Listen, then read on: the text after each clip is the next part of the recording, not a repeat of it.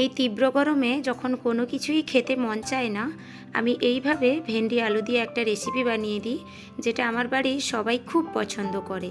আর এই রেসিপিটি দিয়ে দুমুঠো ভাত কিন্তু স্বাদ দিতে খাওয়া যায়। তাই ভাবলাম রেসিপিটি আপনাদের সাথে শেয়ার করি, আশা করি আপনাদেরও খুব ভালো লাগবে। ভেন্ডি আলু আর মাছ দিয়ে আমি একদম হালকা পাতলা করে অপূর্ব স্বাদের একটি রেসিপি তৈরি করে দেখাবো। তবে চলুন রেসিপিটি আপনারা দেখে নিন।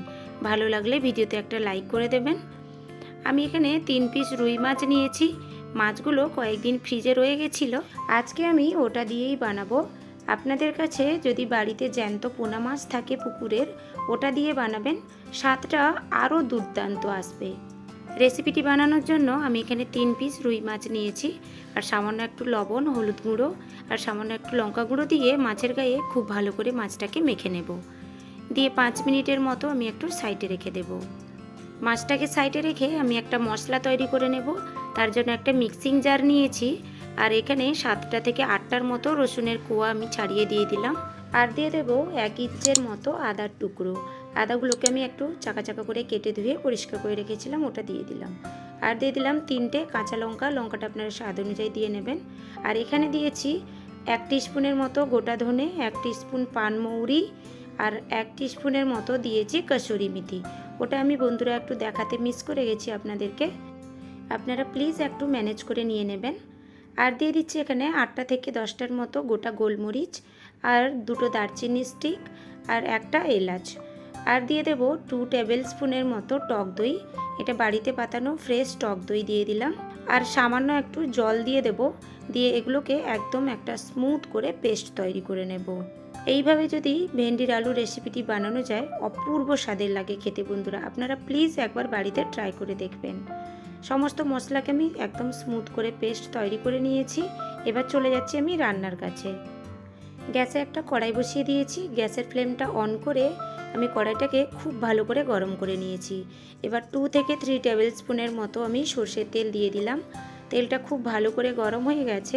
এবার মাছটা যে ম্যারিনেশন করে রেখেছিলাম, ওই মাছটা আমি এক এক করে খুব সাবধানে তেলের মধ্যে দিয়ে দিচ্ছি। এই রেসিপিতে আমি রুই মাছ নিয়েছি, আপনারা চাইলে কাতলা মাছের পেটি দিয়েও কিন্তু এই রেসিপিটি বানিয়ে নিতে পারেন। অপূর্ব স্বাদের লাগবে খেতে বন্ধুরা।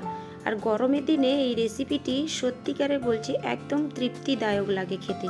আপনারা একবার বাড়িতে বানিয়ে দেখুন, তারপর আমাকে কমেন্ট করে জানাবেন কেমন লেগেছে। সমস্ত মাছগুলো দিয়ে হাই ফ্লেমে আমি 1 মিনিটের মতো ঢাকনা দিয়ে রেখে দিয়েছিলাম। 1 মিনিটের পরে ঢাকনাটা খুলে নিয়ে আমি এক সাইড মাছের ভালো করে ভাজা হয়ে গেছে, এবার অপর পিঠ করে উল্টে নিলাম। মাছের অপর পিঠটাও ভাজার সময় আমি ঠিক সেমভাবে ঢাকনা দিয়ে 1 মিনিটের মতো হাই ফ্লেমে ভেজে নিলাম। এবার দেখুন 2 পিঠ ভালো করে একদম লাল লাল করে ভাজা হয়ে গেছে। এবার আমি এক এক করে একটা প্লেটে আমি তুলে নিচ্ছি। আর এই কড়াইতে যে পরিমাণ তেল বেঁচে রয়েছে, ওতেই আমি রান্নাটা বাকি করে নেব। এখানে আমি হাফ টিস্পুনের মতো গোটা জিরে দিয়ে দিলাম, আর একটা মিডিয়াম সাইজে দিয়ে দিলাম কুচনো পেঁয়াজ। পেঁয়াজটা দিয়ে আমি হাই ফ্লেমে একটু নেড়ে চেড়ে পেঁয়াজটাকে একদম গোল্ডেন ব্রাউন করে ভেজে নেব। এই রেসিপিতে আমি এখানে পেঁয়াজ কুচি ইউজ করেছি, আপনারা চাইলে পেঁয়াজ কুচির পরিবর্তে পেঁয়াজ বাটাও কিন্তু ইউজ করে নিতে পারেন। পেঁয়াজটাকে নেড়ে চেড়ে আমি একদম গোল্ডেন ব্রাউন করে ভেজে নিয়েছি। এবার একটা মিডিয়াম সাইজের কুচনো টমেটো অ্যাড করে দিলাম। এবার টমেটোটা দিয়ে তারপর গুঁড়ো মশলা অ্যাড করে দিচ্ছি। তার মধ্যে হাফ টিস্পুনের মতো হলুদ গুঁড়ো দিয়ে দিলাম, হাফ টিস্পুনের মতো লঙ্কার গুঁড়ো দিয়ে দিলাম, আর স্বাদ মতো দিয়ে দিলাম চিনি, আর স্বাদ মতন দিয়ে দিলাম লবণ। চিনিটা খেতে না চাইলে স্কিপ করে দিতে পারেন। এবার সমস্ত কিছুকে নেড়ে চেড়ে আমি একটু ভাজা ভাজা করে নিচ্ছি, যাতে টমেটোর কাঁচা গন্ধটা চলে যাওয়া পর্যন্ত। দেখুন টমেটোটা খুব ভালো করে ভেজে গিয়ে টমেটোটা একটু গলতে শুরু করে দিয়েছে। এই পর্যায়ে আমি সামান্য একটু জল অ্যাড করে দিলাম। জলটা দিয়ে খুব ভালো করে আবারও আমি একটু মিক্স করে নিচ্ছি।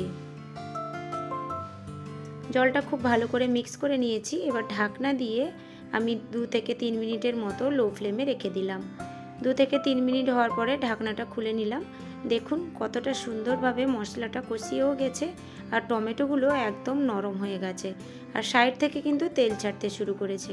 ঠিক এই পর্যায়ে আমি আগে থেকে কেটে ধুয়ে পরিষ্কার করে রেখেছিলাম আলু আর ভেন্ডি, ওগুলো এক এক করে আমি অ্যাড করে দিলাম। এবার আলু আর ভেন্ডিটা দিয়ে প্রায় আমি 1 মিনিটের মতো মিডিয়াম ফ্লেমে মশলার সাথে খুব ভালো করে কষিয়ে নেব। এবার আমি দিয়ে দিলাম স্বাদ মতো লবণ, যেহেতু আলু আর ভেন্ডিটা দিয়েছি। লবণটাও ভেন্ডি আলুর সাথে খুব ভালো করে মিক্স করে নিলাম। এখানে প্রায় আমি 15 থেকে 20 সেকেন্ডের মতো নাড়াচাড়া করে হালকা একটু রান্না করে নিলাম। এবার ঢাকনা দিয়ে আমি ভেন্ডি আলুটাকে একটু 2 থেকে 3 মিনিটের মতো রেখে দিলাম। 2 থেকে 3 মিনিট হওয়ার পরে আমি ঢাকনাটা খুলে নিলাম। দেখুন ভেন্ডিগুলো একটু মজে গেছে। আবারও আমি নেড়ে চেড়ে প্রায় 1 মিনিটের মতো ভেন্ডিটাকে একটু কষিয়ে নেব, কারণ ভেন্ডিতে একটা যে হালকা গন্ধ মতো থাকে কাঁচা কাঁচা, ওই মশলার সাথে একটু কষিয়ে নিলে ভেন্ডির ওই কাঁচা গন্ধটা একটু চলে যায়। এবার আমি যে একটা স্মুথ পেস্ট তৈরি করে রেখেছিলাম দই আর সমস্ত মশলা দিয়ে, ওই মশলাটা আমি এখানে অ্যাড করে দিলাম। এবার মশলাটা দিয়ে খুব ভালো করে আমি আবারও 1 মিনিটের মতো একটু কষিয়ে নেব, যাতে মশলা থেকে কাঁচা গন্ধটা একটু চলে যায়। যেহেতু আমি আদা রসুনটা দিয়েছিলাম, তার জন্য কিছুক্ষণ একটু মশলাটাকে কষিয়ে নিতে হবে। এবার মশলাটাও খুব ভালো করে কষানো হয়ে গেছে। ভেন্ডিগুলোর কালারটাও দেখুন একদম পারফেক্টভাবে রয়েছে। এবার আমি পরিমাণ মতো ওই মিক্সিং জারটা ধুয়ে জল অ্যাড করে দিলাম। প্রায় আমি 1.5 কাপের মতো এখানে জল অ্যাড করে দিলাম। এবার আমি একটু নেড়েচেড়ে মিক্স করে নিচ্ছি। যেহেতু রান্নাটা আমি একটু পাতলা পাতলা করব, তার জন্য একটু বেশি পরিমাণে জল অ্যাড করলাম। আপনারা আপনাদের পরিমাণ মতো বুঝে নিয়ে নেবেন। এবার ভেজে তুলে রাখা মাছগুলো এক এক করে আমি অ্যাড করে দিলাম। এবার গ্যাসের ফ্লেমটা মিডিয়ামে করে নেব। তার আগে একটু আমি তরকারিটাকে চেক করে দেখে নিচ্ছি তরকারির লবণ আর সব কিছুটা ঠিকঠাক আছে কিনা। সামান্য একটু লবণের প্রয়োজন ছিল, তাই আমি এখানে সামান্য একটু লবণ অ্যাড করে দিলাম। এবার লবণটা দিয়ে আবারও হালকা একটু নেড়েচেড়ে আমি একটু মিক্স করে নিচ্ছি। এবার আমি গ্যাসের ফ্লেমটা মিডিয়ামে করে ঢাকনা দিয়ে প্রায় 5 মিনিটের মতো লো ফ্লেমে রেখে দেব। 5 মিনিট হয়ে গেছে। এবার আমি ঢাকনাটা খুলে নিচ্ছি। রান্নাটা আমার সম্পূর্ণ রেডি হয়ে গেছে। আমি এইভাবে হালকা একটু পাতলা পাতলা রাখবো। তার আগে একটু আলুগুলো সেদ্ধ হয়েছে কিনা একটু চেক করে নিলাম। আলুটাও একদম পারফেক্টভাবে সেদ্ধ হয়ে গেছে। আর এইভাবেই আমি একটু ঝোল ঝোল টাইপের রেখে দেব। এইভাবে পাতলা একটু ঝোল টাইপের রাখলে খেতে কিন্তু ভালো লাগবে। গ্যাসের ফ্লেমটা বন্ধ করে দিয়েছি। রান্না সম্পূর্ণ রেডি। এবার ওপর থেকে সামান্য একটু ধনেপাতা কুচি ছড়িয়ে দিলাম। এবার দেখুন একটা প্লেটে আমি ঢেলে নিয়েছি। দেখতে কতটা সুন্দর লাগছে, খেতেও কিন্তু অপূর্ব স্বাদের লাগে।